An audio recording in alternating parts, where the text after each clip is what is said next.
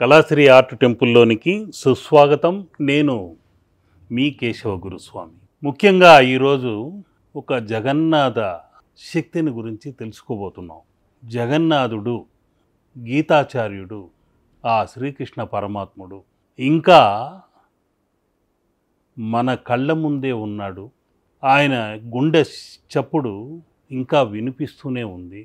ఎక్కడయ్యా అంటే ఒరిస్సాలోని జగన్నాథ ఆలయంలో ఇప్పటికీ జగన్నాథ విగ్రహంలో గుండె పదిలంగా లబ్డబ్ లబ్డబ్ అంటూ చప్పుడు చేస్తూ ఉంది. ఆ శ్రీకృష్ణ పరమాత్ముడే జగన్నాథుడయ్యాడు. ఆయన సోదరుడే బలభద్రుడయ్యాడు.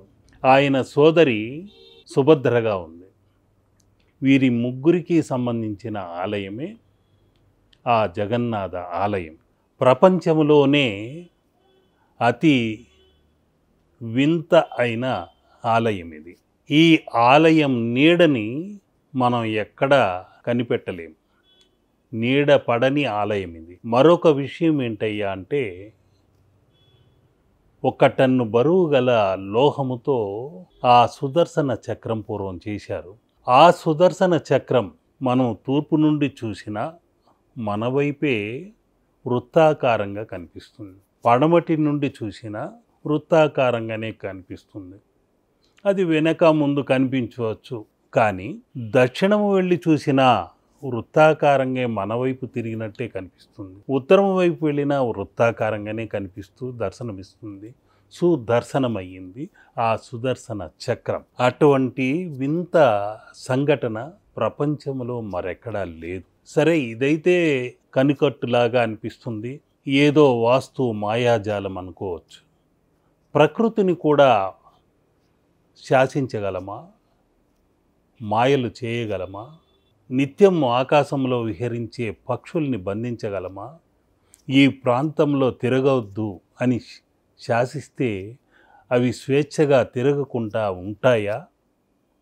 ఉంటాయి. ఈ జగన్నాథ ఆలయం పైన మాత్రమే పక్షులు తిరగవు.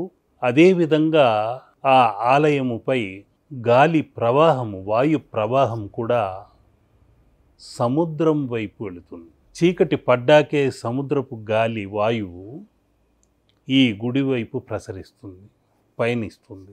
ఈ వింతే కాకుండా మనం అంతవరకు సముద్ర తీరంలో ఉన్న ఆలయము వద్ద ఎక్కడున్నా సముద్రపు అలల హోరు వినిపిస్తూనే ఉంటుంది. ఆ ఆలయ గర్భంలోకి 1 అడుగు లోనికి పెట్టగానే ఆ అలల శబ్దం ఆగిపోతుంది. అదొక విచిత్రం. మరో విచిత్రం ఏంటయ్యా అంటే 2000 మంది నుండి 2 లక్షల వరకు ఆ ఆలయానికి భక్తులు వస్తూనే ఉంటారు. ఎన్ని రకముల ప్రసాదములు చేసినా ఆ 2000 మందికి సరిపోయేలాగా ఉంటుంది.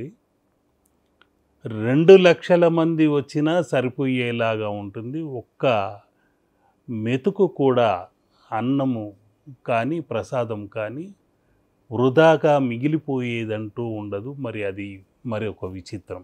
నైవేద్యం పెట్టినంత వరకు వేడివేడిగా పొగలు కక్కుతున్న ఆ అనేక రకాల వంటకాలు, 64-54 రకాల వంటకాలు, ఎటువంటి ఉల్లి వెల్లుల్లి ఎటువంటి దుంపలు లేకుండా పరిపూర్ణ శాకాహారంతో చేయబడ్డ ఆ ప్రసాదములన్నీ నైవేద్యంగా సమర్పించిన మరుక్షణమే సువాసనలు వెదజల్లుతూ జిహ్వాన్ని ప్రేరేపిస్తూ ఎప్పుడెప్పుడు ప్రసాదం తిందామా అనేలాగా చేస్తుంది.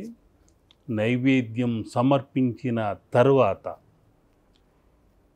ఆ జగన్నాథుడు, బలభద్రుడు, సుభద్రాదేవి దానిని తీసుకున్న తర్వాత మరొక విచిత్రం. ఇవన్నీ కాకుండా అక్కడ ఉన్న పతాకము గాలి ఎటు ఇస్తే అటు ఎగురుతూ ఉంటుంది. పతాకం అనేది అది ఒక వస్త్రమే కాబట్టి. కానీ అందుకు విరుద్ధంగా పతాకం గాలికి విరుద్ధంగా రెపరెపలాడుతూ ఎగురుతూ ఉంటుంది. ఇది మరో చిత్రం. ఇన్ని చిత్రాలన్నీ కాకుండా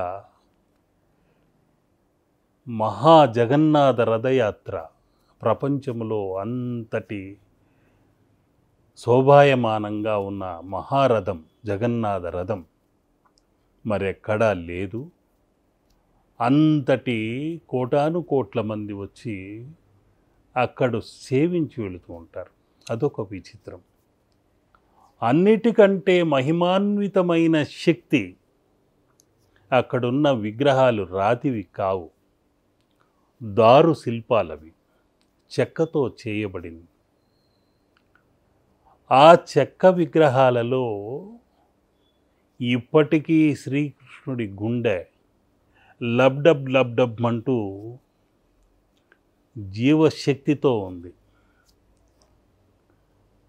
ఆ భగవంతుడిని మనం ఇంకా దర్శించుకోవచ్చు, ఈనాటికి దర్శించుకోవచ్చు, ఆ హృదయ దర్శనం చేసుకోవచ్చు.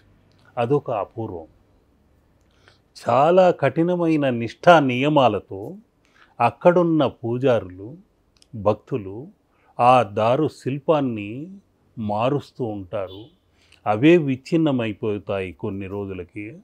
ఆ తర్వాత కొత్తగా చెక్కను తీసుకొచ్చి అతి పవిత్రంగా తీసుకొచ్చి అందులో ఆ కృష్ణుడి హృదయ స్థానంలో ఎగిరిగిరి పడుతున్న గుండెను, కృష్ణుడి గుండెను పదిలపరచడం జరుగుతుంది.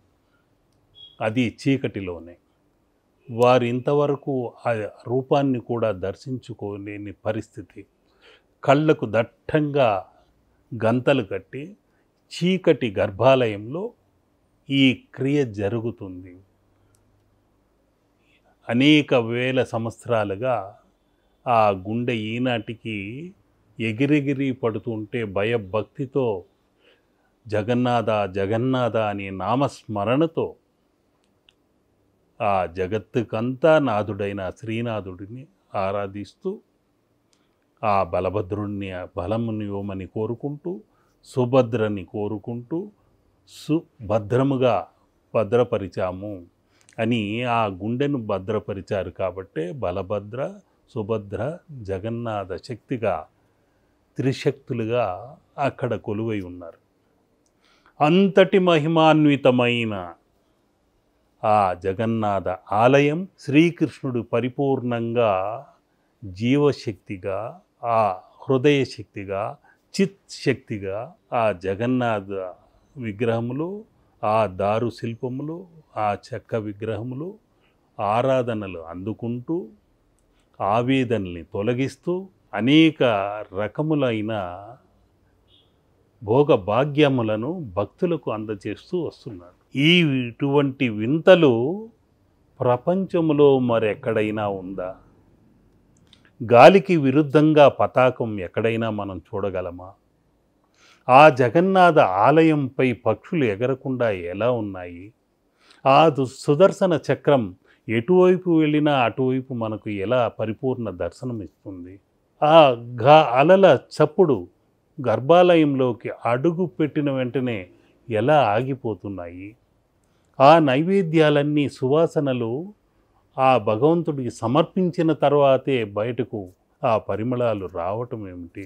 ఇవన్నీ కాకుండా రాత్రిపూట మాత్రము సముద్రపు గాలి రావటము, పగటిపూట సముద్రము వైపు గాలి వెళ్ళటము, ఇవన్నీ చిత్ర విచిత్ర మహిమాన్విత శక్తులు కల ఒక ఆలయం మన యోగ భూమిలో ఉంది.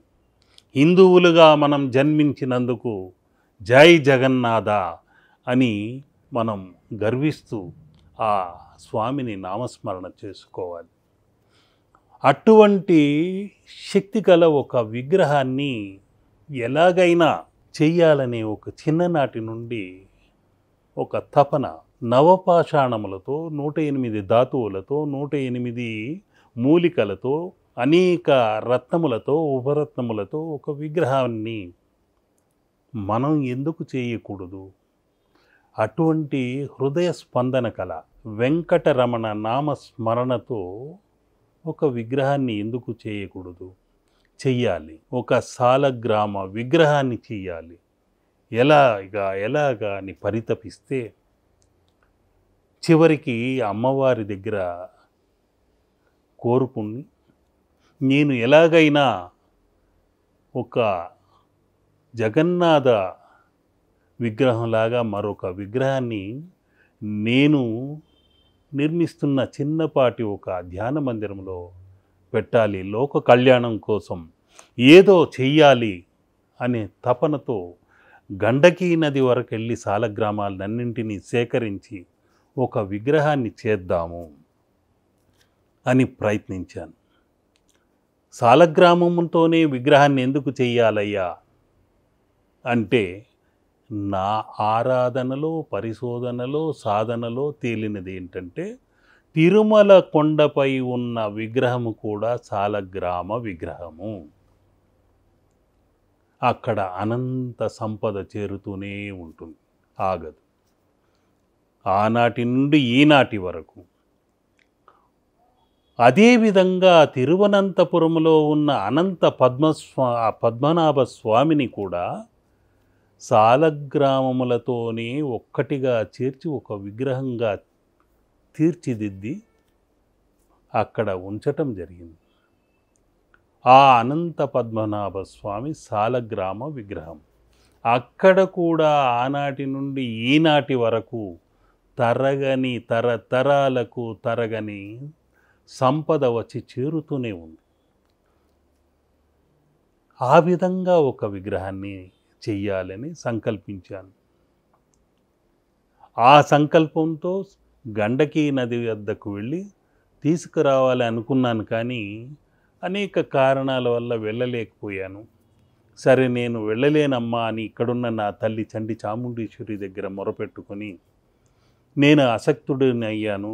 నాకు వచ్చిరాని హిందీలో నేనేదో ఆ నేపాల్కి వెళ్ళడం ఏంటి, ఆ గండకీ నదిలో అవన్నీ పోగు చేయడం ఎందుకు, ఏదో ఒక దారుశిల్పాన్ని పెట్టి ఆ వెంకటరమణ మూర్తిగా తీర్చిదిద్దుతాను, క్షమించమ్మా, ఆ నారాయణుడు నన్ను కరుణించుగాక అంటే చిత్రంగా గండకీ నది నుండి ఒక అతను నేపాల్ నుండి వచ్చానని ఒక ఆజానుబాహు ఎర్రటి వెంకటేశ్వరుడి విగ్రహంలా ఉన్న ఒక వ్యక్తి వచ్చి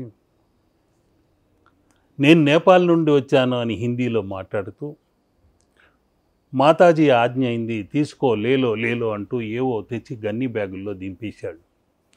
ఏంటయ్యా అని విచిత్రంగా అది ఓపెన్ చేసి చూసిన వెంటనే నిర్ఘాంతపోయాను. నేను ఎక్కడికైతే వెళ్ళి ఎలాగైనా గండకీ నది నుండి ఒక విగ్రహానికి కావలసిన సాలగ్రామములన్నింటినీ తీసుకురావాలని ప్రయత్నం చేశానో అవన్నీ ఆ గన్ని బ్యాగ్లో మోసుకొచ్చాడు అతను. ఆ మహానుభావుని చూసి ఎవరయ్యా నువ్వు, ఇన్ని ఎందుకు మోసుకొచ్చావు, అసలు నా చిరునామా నీకెలా తెలిసింది, ఏ విధంగా నాకు సాలగ్రామంలో అవసరం ఉంది అని నీకు తెలిసింది, ఎలా తెలుసుకొని వచ్చావు, ఎవరు చెప్పారంటే మాతాజీ ఆజ్ఞ అయింది, నీకు ఇవ్వమంది, ఇచ్చేశాను, నీ జేబులో ఎంత ఉందో అంత ఇవ్వు అని. ఏ 2 లక్షలు 3 లక్షలు అడుగుతాడనుకుంటే నా జేబులో ఆ రోజు ఉన్నది కేవలం 5,000 రూపాయలే. అయ్యా నేను 5,000 రూపాయలు ఉంది, ఇప్పుడు వెంటనే డబ్బులు కూడా ఇవ్వలేను, ఇంత విలువైన సాలగ్రామాలు తెచ్చావు, చాలా సంతోషంగా ఉంది, చూసినందుకైనా ఆ భాగ్యం కలిగింది అనుకుంటున్నాను అంటే నవ్వుతూ ఆ 5,000 చాలు, మాతాజీ ఆజ్ఞ అయింది, నీకు ఇవ్వమంది, ఇచ్చేశాను అని తీసుకొని ఆ ధనం జోబిలో పెట్టేసుకొని జై మాతాజీ అంటూ వెళ్ళిపోయాడు. ఏమిటి చిత్రం, 3 లక్షలు 4 లక్షల పైన విలువ చేసి సాలగ్రామాల గన్నీ బ్యాగులన్నీ దింపి 5,000కే వెళ్ళిపోయాడు. అంత దూరం నుండి ఛార్జీలు కూడా 5,000 కాదు కదా, 20-30 వేలు లేనిది అతను మోసుకురావటం కష్టం. ఈ విచిత్రం ఏమిటో ఆశ్చర్యపోయి అబ్బా ఆ వెంకటరమణుడు నన్ను కరుణించాడు అని ఆ నామస్మరణ చేసుకుంటూ ఆనందంతో పొంగిపోయి ఆ సాలగ్రామ విగ్రహం ప్రారంభించాను. సర్వదోష నివారణ వెంకటరమణ స్వామిని ఈ విధంగా సాలగ్రామాలతో చేయటం జరిగింది. ఆ చెవులు కూడా శ్రవణ అనే నా సాలగ్రామం, అటు ఇటు రెండు సహజంగా ఉన్న చెవులివి, కుండలాలివి. ఈ శిఖరం కూడా అలాగే తీర్చిదిద్దుతూ అనేక లక్ష్మీ గవ్వలు, లక్ష్మీ కటాక్షం కలగాలని ఒక నారీకేళముతో, ఈ శంఖముతో కిరీటమును చేసి ఈ విగ్రహాన్ని ఆ జగన్నాథ ఆలయములో ఉన్న గుండె ఎలా ప్రతిధ్వనిస్తుందో అటువంటి హృదయ తత్వముతో ఉన్న ఒక సాలగ్రామాన్ని సుమారు 10-15 ఏళ్ళుగా దీనిని ఇక్కడ పెట్టటము, అది ఎవరో కత్తిరించినట్టు కింద పడిపోవటము జరుగుతూనే ఉంది. ఇదొక విచిత్రం. ఈ విచిత్ర క్రియని సాధించాలి. ఆ గుండెను ఈ స్థానంలో హృదయంగా పదిలపరచాలి.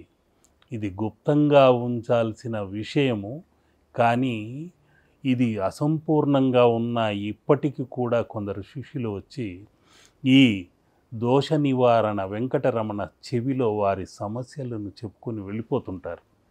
అమ్మ, మీ సమస్యలన్నీ బోలెడు ఉంటాయి, అవన్నీ నేను వినే సమయం లేదు, 70 ఏళ్ళయింది, నేను ఇంకా ఆలయ నిర్మాణంలోనే ఉన్నాను, అష్టాదశ గురువుల్ని నేనే తయారు చేస్తున్నాను, ఆ విగ్రహాల్ని అనేక రకాల చిత్రాల్ని లోక కళ్యాణం కోసం చేసి పెడుతున్నాను.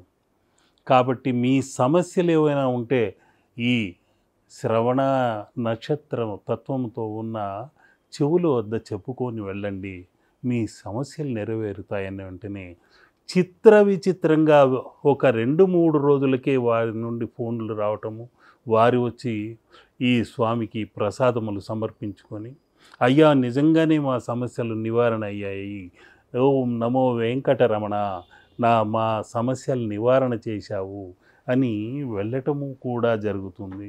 అందుకనే ఇటువంటి తిరునామ స్మరణ చేస్తూ సాలగ్రామాలని, సహస్ర సాలగ్రామాలతో ఈ విగ్రహం చేసేందుకు ప్రయత్నం చేస్తూనే ఉన్నాను.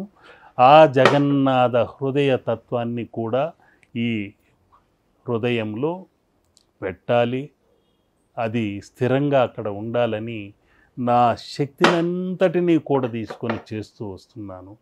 మరొక జగన్నాథ విగ్రహము మన భాగ్యనగరంలో ఒక ధ్యాన మందిరముగా తీర్చిదిద్దాలనే నా ప్రయత్నానికి మీ అందరి అభిమానము, ఆశీస్సులు తోడు కావాలి. ఆ సిద్ధయోగులు, మా గురువుల ఆశీస్సులు తోడు కావాలి. ముఖ్యంగా నా తల్లి చండి చాముండేశ్వరి అనుగ్రహం కూడా కావాలని కోరుకుంటూ, ఆ జగన్నాథుడిని, ఆ బలభద్రుడిని, ఆ సుభద్రాదేవిని వేడుకుంటూ లోకా సమస్త సుఖినో భవంతు. ఓం నమో నారాయణాయ, ఓం నమో నారాయణాయ, ఓం నమో వెంకటరమణాయ నమః. శుభం.